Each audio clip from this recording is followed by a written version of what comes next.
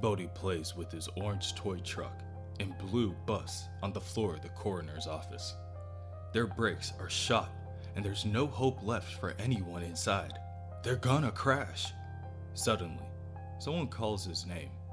It's a weak voice, but Bodhi recognizes it as his father's. He looks up at the black bag on the coroner's cart as it begins to sit up. Knock, knock. Bodhi lets out a yelp and pushes himself back, distancing himself from his father.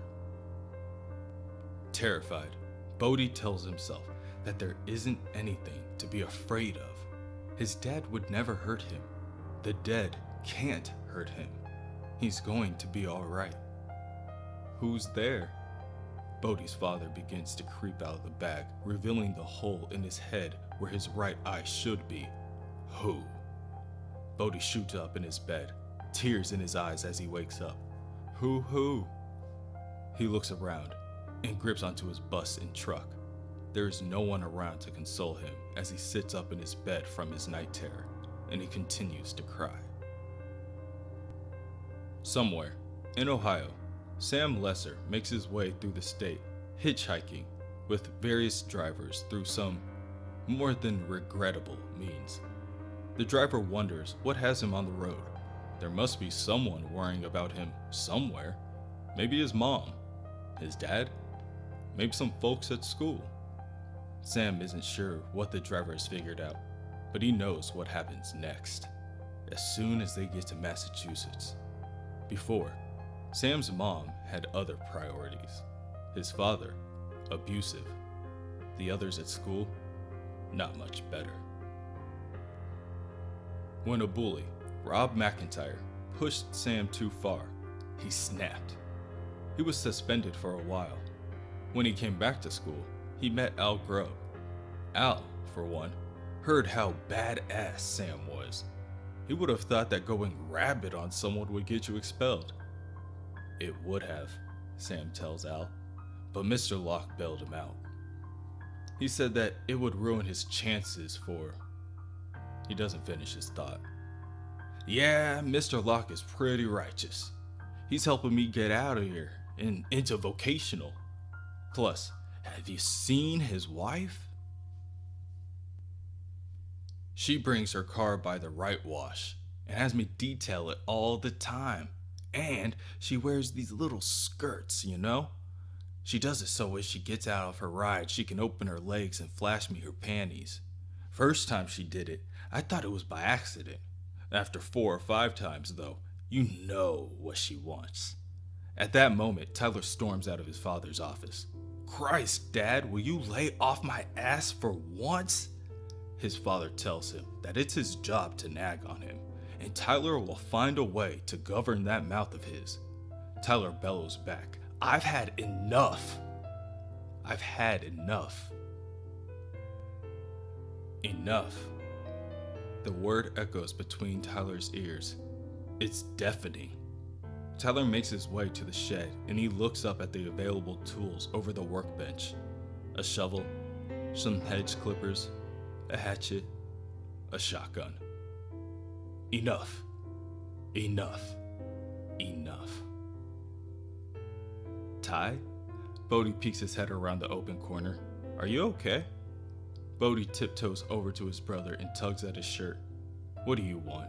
Tyler asks without turning around. I need to know the end of a joke. Tyler turns around. The end of a... What? Bodhi puts up his hands in defense. Wait, it's important. Really? Knock knock, who's there? Who? Who? Tyler mutters, unsure of what his little brother is asking from him. Right, what's the rest? The rest? What are you... Get it? Who? Are you an owl? Bodhi fixes his face to show his confusion. But that doesn't mean anything. Disappointed, Bodhi turns around to leave, but before he does, he asks his brother again if he's okay. I'm cool, kid. Go on now. Go on now and play ghost or something. Tyler has had enough of it. Of who he is. Of what he did. He's had enough. but he doesn't know what it would do to Bodhi if he stepped out that door. The little weirdo needs someone to tell him the important stuff, like knock-knock jokes. Bodhi needs someone to pretend life can be like it was, and Tyler can fake it with the best of them. It's just hard. It's hard without his father. Tyler really didn't want him to die. Not ever. No matter what he said to Sam. Somewhere, at a truck stop, not too far away, the truck driver tells Sam that it's the end of the line. If Sam hangs out there, he'll eventually be able to catch a bus. The driver also notices that he never asked Sam what his name was. Sam does not reveal any personal information. Instead, he just thanks the man for driving him all that way. "I'm just looking for ways to help," the man says. "What happens next is up to you. Hey, I've got friends coming through here. They get real lonely on the road. I can set you up." "No thank you," Sam tells him. Within Mr. Locke's office, Sam thanks Mr. Locke for all the help he has given. "Well, that's funny you should say that, Sam. I don't know if you'll be thanking me in a minute. Why don't you sit down?" Instead, Sam looks over at a photo hanging on the wall. He recognizes it as the Locke's summer home up in Willits. He heard Tyler talking about it before with his friend Rod in the cafeteria. Sam tells Mr. Locke that his uncle, his dad's brother, lives in Willits. He's a good guy, like his dad. Mr. Locke would have met him by now, but he's busy. Sam glances over to the painting on the wall and becomes captivated. "Who painted this?" he asks. "My little brother. It's an old well house behind the place where I grew up back in good old Lovecraft, MA. Pretty senseless if you ask me. The water is undrinkable. Stupid spot for a well. I have no idea. Oh, never mind. I got those financial aid forms for you." "Thank you," Sam tells him, glancing away from the picture of the well, but only for a moment. When he looks back, he sees a woman in black, waving at him. "I've been meaning to talk to you about that, Sam." But Sam is already lost, transfixed upon the painting. Now, just watching as the woman in black spells out 6 letters with her fingers.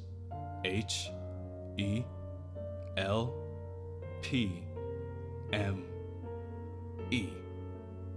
"Help me." Sam, I can help you with financial aid, but I can't help you with a recommendation letter. I have very real concerns about your emotional health. There are people you can talk to, Sam. Good people. People you can trust with your problems. You there, Sam? Sam tells Mr. Locke that he's listening, but he isn't. He's reading the rest of what the woman wrote. Listen to the echoes. "Sam," Mr. Locke says, placing a hand on the boy's shoulder. "I just told you I can't write your college recommendation letter, and I think you need to talk to a therapist. Your thoughts?" "Oh," Sam mumbles as he is shaken back to reality. "Okay, whatever you want." Sam leaves the office without saying another word and continues to exit the school altogether. He sees Tyler sitting on the front steps of the building and asks if he can join him in his waiting. Noticing Tyler's disposition, he tries to reason with Tyler that he saw his argument with his father. Mr. Locke seems like a good guy. Sam would have never thought him and his son would argue like that. He's an overbearing asshole, and I can't ever just make a mistake. Every fuck up is a damn moral lesson. "Oh yeah, I understand that," Sam begins. "You can't imagine how often I wake up thinking I ought to kill my dad today." Tyler lets out a weak laugh before telling Sam that if he ever decides to kill his dad, Sam should do Tyler a favor and kill his too while he's at it. There is a long silence before Sam asks Tyler if he's waiting on a ride. Tyler tells Sam that he's just waiting on his dad. "What about you? You all set for a ride?" "Well," Sam says, "there's always the bus." In the present day, Sam waits as the bus eases forward, screeching its brakes as it halts. Money in hand, he pays the bus driver for the transportation and ascends the steps into the vehicle. Hopefully, his new hat and coat will be enough to hide his identity for just a little while longer. The truck driver, that he had crossed the greater part of the eastern country with, lay dead behind the wheel of his truck. A tire iron smashed into his eye socket. Blood splattered across the dashboard. Take your seats. Woodburn, next stop. Woodburn, 5 miles. Within the key house, Duncan and Kinsey carry large boxes of wine into the cellar underneath the residence. Nice place for a medieval torture chamber, Kinsey says. Good thing Graham sent more wine, otherwise they'd be down to their last 300 bottles. Her mom is going to need at least a month to drink all of it. Come on, Kinsey, you know your mom. Bodie! Hey, what's up, little man? Bodie sneaks from around the corner and tells the two that he followed them so he could tell them a joke. Okay, must be a good one. Fire away. Knock knock. Who's there? Who? Who? What are you, an owl? Needless to say, the joke fell flat. Right. Great joke, Bodie, Kinsey tells him. Yeah, but does it mean anything? I think it means no to a career in stand-up, Kinsey chuckles as she hands Duncan the box of wine for him to place on top of the shelf. It's just a joke? Bodie asks. It's just a joke, Kinsey confirms. What are you, an echo? Duncan asks. No, I'm just saying, no, that's the other way the joke goes, Duncan says. At least, that's how I remember it from when I was a kid. An echo? Bodie ponders. An echo! On the bus, Sam doesn't trust the woman with the baby. She's been staring at Sam since August. She knows something. Sam thinks that she recognizes him. It's his face. Maybe she saw his face in the paper. It's a hard face to forget. When she gets up to talk to the driver, half a mile from their last stop in Lynn, he knows, and he knows what to do about it. He's less than 10 miles from Lovecraft, and Key House, and Dodge. Dodge set him free, and now he has to return the favor. He just needs the key. Before, when Sam had Mr. Locke at gunpoint, he demands for the keys. If he will just give Sam the keys, then all of this will stop now. The what? Mr. Locke asks. The key to anywhere, and the key to the black door. I know you took them, and Dodge wants them back. Sam, you're confused, but Sam won't listen. He bashes Mr. Locke above the eye with the butt of the gun. Dodge said you might not remember. Dodge said that grown-ups don't believe. That's how the key house protects itself. It makes you forget when you're too old to use the doors, but you need to remember in a hurry. You can start with the anywhere key. Wait, what are you doing? Stay on your knees. I don't know what you're talking about, Sam, and I wouldn't give you what you wanted even if I did. I'm getting up now, and if you're going to shoot me, you better do it. What happens next is up to you. But Sam has always been good at figuring out what happens next. It's like a gift.